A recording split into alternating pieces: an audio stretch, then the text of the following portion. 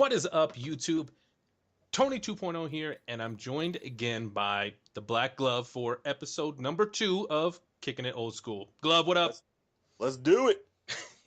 Today, guys, for episode number 2, we are going to start with kind of the regions of rap. And the first one, and probably the most predominant, I guess that's arguable, we're going to start on the West Coast because my favorite artist is Tupac, and that's a good place to start. It is a good place to start, man. So let's focus first on the difference between West Coast, East Coast as you see it. Well, basically, people were rapping about their style of life at the time, and the West Coast, just looking at any of the dudes from NWA and everything back in the day, that was when they all had the fucking Jerry curls, the fucking baseball caps, wore the gang colors and everything like that. But it was basically that California, because really they was all in Cali, and it was that whole California vibe in the early 90s. That's what they rapped about. And I think that the beats and how the music actually was a lot different than what the East Coast was putting out back in the late 80s, early 90s. It was more that smooth beat. It wasn't the For sure. There was definitely a different kind of flavor to the East Coast style. The West Coast, and this is something that a lot of people didn't really take time to think about, but they used a lot of samples back then, and what they would do is they would sample older music for their beats and everything like that. NWA would Let Me Ride, and Snoop, he sampled, they sampled a lot of George Clinton, stuff like that. And Parliament, baby. Parliament. Yep. Same thing with Earth, Wind, and Fire. Exactly. Yeah. So, they would sample a lot of older music in their beats, and that was a whole different vibe, because on the East Coast, they weren't really doing that. Until P. Diddy came along, and until he came along. That was there. Sampled fucking everything. So let's talk about some of the greats then. Obviously, we can't talk about the West Coast without talking about NWA, Eazy-E, and Dr. Dre, the whole lot of them, right? Yep. Favorite NWA song? Straight Outta Compton. Fuck the police. Fuck the police. Straight Outta Compton song. I'll listen to that all day, every day. Honestly, it's kind of a shame that there's not that political motive that was in a lot of the early hip hop. No, and that's the thing about the West Coast is they were facing something different than what a lot of people were facing. They were getting their asses whooped by the cops all day, every day. It was a lot more, and literally, it's an ugly word, but it was a lot more integrated on the East Coast, I think, during the early days of hip hop than it was on the West Coast. Definitely. Yeah, really, rappers on the East Coast only had to worry about getting shot by other rappers.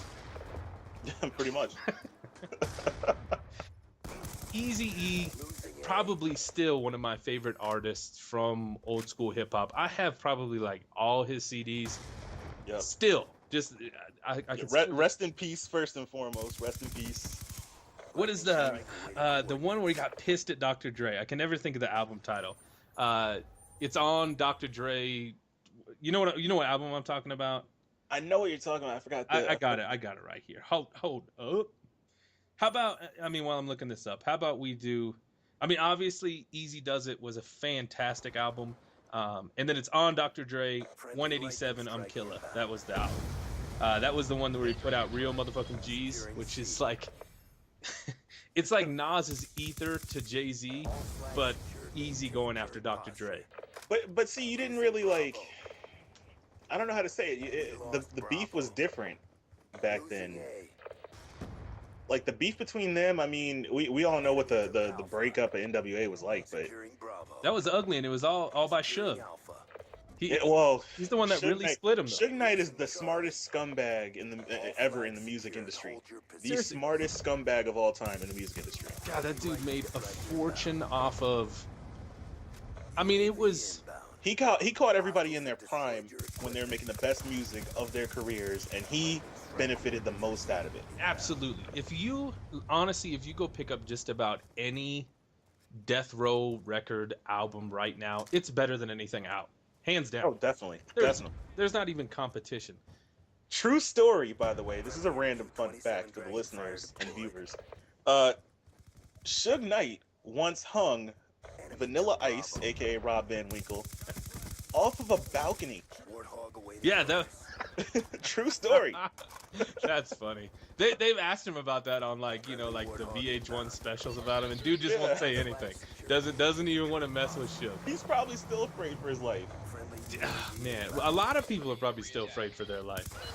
I will tell you, as we move through these, like Ice Cube, before he started doing movies, and he was putting out true hip hop albums, rap albums, hardcore gangster rap. Same thing with like Ice-T. Yep. The original gangster rap. You know what I mean? That's what I miss. All of this stuff that you hear on the radio right now is pop music. It is not hip hop music or rap music. Luckily, It's been commercialized, man. Yeah. That's what it is. luckily there are still some people who are very true to the craft though, that still put in that kind of work. Do you remember Spice One? Spice One, no. Spice One, America's KKK Nightmare. Okay, yeah. That was God. He did so many things. That was one of the albums that Tech Nine got one of his starts on. It was like the first feature that he was on with Spice One. God, that was a hell of an album. Yep. You want to know something that I really enjoyed, and this is kind of random, but I enjoyed when Ice-T formed Body Count. Really? I did. I really liked it. To this day, I still like it. What do you think about like the newer West Coast rappers that are still kind of classic, like Exhibit? No, I've never been a fan of Exhibit because he Even on the music- Restless album? you know what? It was good, but he got commercial too quick. I like him better doing his TV shows with MTV. I like him better doing his little movie spots than I liked his music because his music got commercial too quick. For me, it got commercial too quick. God, you remember his first album with Paparazzi? That was at the speed of light. Yep. That was his only good album. I don't know. I think Restless is fantastic. Get Your Walk On. That's a hell of an album, man. But I was never really a big Exhibit fan. It's obviously people have different tastes in it, but that was I just remember growing up listening to Exhibit. Almost all of his albums were pretty fantastic. Oh no, he had his day. He really did. Ice Cube. I mean, what's your favorite Ice Cube song?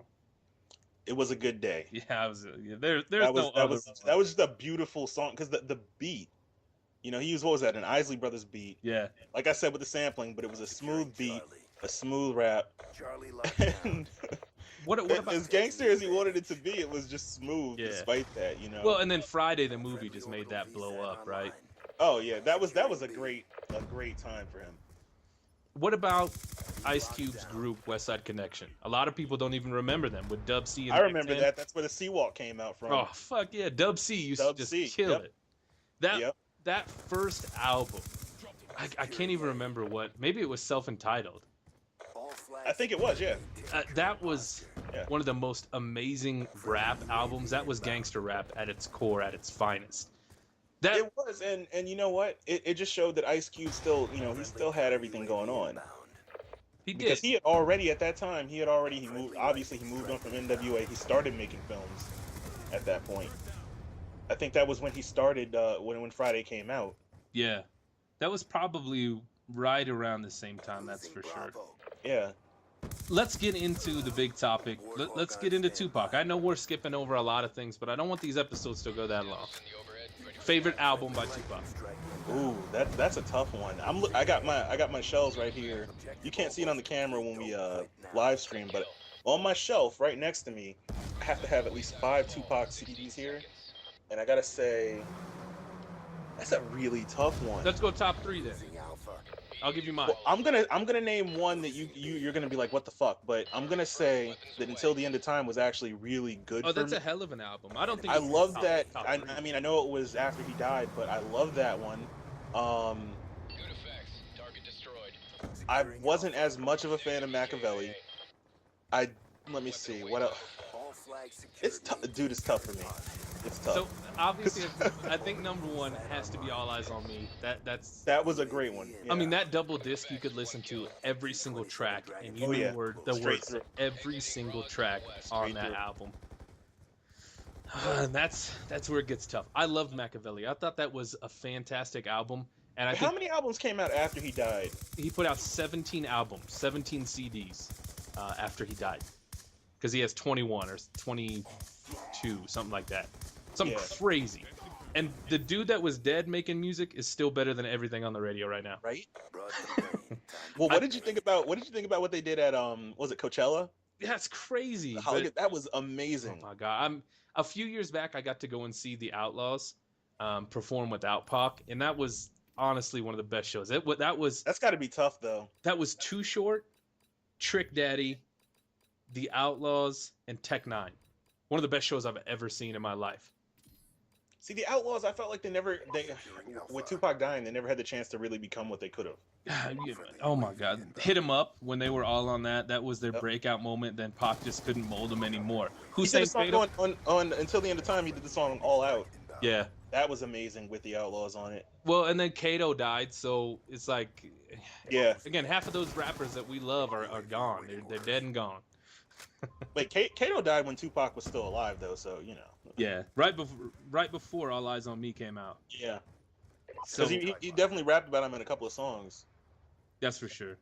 No, and then I think that Are You Still Down was probably one of his most underrated albums. It doesn't have the hits like All Eyes on Me had, but that was a hell of an album. It was. I mean, I can't say any album he ever made was bad. No, But it was not my favorite. I will say that it was not my favorite, but I I could not buy it. Like I don't obviously I don't have every Tupac album. I didn't buy. I got all of them. I didn't buy the one that had Thug's Mansion on it. I forgot the name of that one. What is that? Oh, what is that one? Resurrect? No, Resurrection was the movie, right? That was the movie. The one with Thug's Mansion. I can't think of it, but that was a pretty good album too, man. That was another one that came out after he died. I did not buy that one because a lot of the songs they did on it. A lot of people see. Here's what I didn't like. Better Days, that was on there. Better Days. Here's what I didn't like about a lot of the songs is a lot of people just jumped in. Yeah. Well, he And it was wasn't dead. like He it was- only wrote like half the songs. I know. They even reused a few verses from other songs on Yeah. different songs. Something I noticed, It was but still a good album. You can't go wrong. I mean, Me Against the World, fantastic. Tupacalypse Now, Tupacalypse Now, that was good. That was good. Yeah. his greatest hits album is like everything you hear at a party or a funeral. Yep. Honestly, I think that we can give plenty of love and respect to Biggie, but I think Tupac was the greatest. I think he'll always go down as the greatest as far as that genre of rapper goes. I think you can't have one without the other, in my opinion. Yeah, they kind of made each other, that's for sure. You know, it's two sides of the same coin. Man, Still I Rise, they're so loyal to the game. I even forgot about that. Pac's Life, Rose that Grew from Concrete, so many good ones. Oh, The Rosa Grew from Concrete only had like 6 songs on it. it was or 8 something like that, if I tracks. remember. 8 tracks, yeah. Oh, 8 tracks, yeah. Yeah, That was depressing because I have that one too, and that was depressing. I was like, what? yeah. I It's mean, not enough. it definitely But got. Most Def was on that one, I think. Was he? No, he wasn't. Yeah, no, No, he did the remake of that for Better Days, I think, or one of those albums yeah. Either, after he died. I mean, either way, It was good. It just, you know. I think you went for East Coast music if you wanted a little bit harder, edgier style, and you went for West Coast music if you wanted that party beat. See, Just sit back and relax. California Love in a nutshell says it right there. That was the 90s. That was the party. whole 90s. I mean, come on. That had everybody from the West Coast in it. Yep. Roger Trout. Oh, Even Chris Tucker was in that. I mean, come on. Anyways, guys, again, we're running a little bit long. This is our West Coast. We're going to hit up the East Coast next. Then we're going to go down Dirty South, and then we're going to touch on a few other things. We'll get into those Bone Thugs, Twista, all those guys. We ain't going to forget about them. I want to thank you for checking this video out. Click that like button for me. Go check out the Gloves channel if you haven't done it already. Links are all down in the description. Glove, go ahead and say bye to him. Peace, everybody.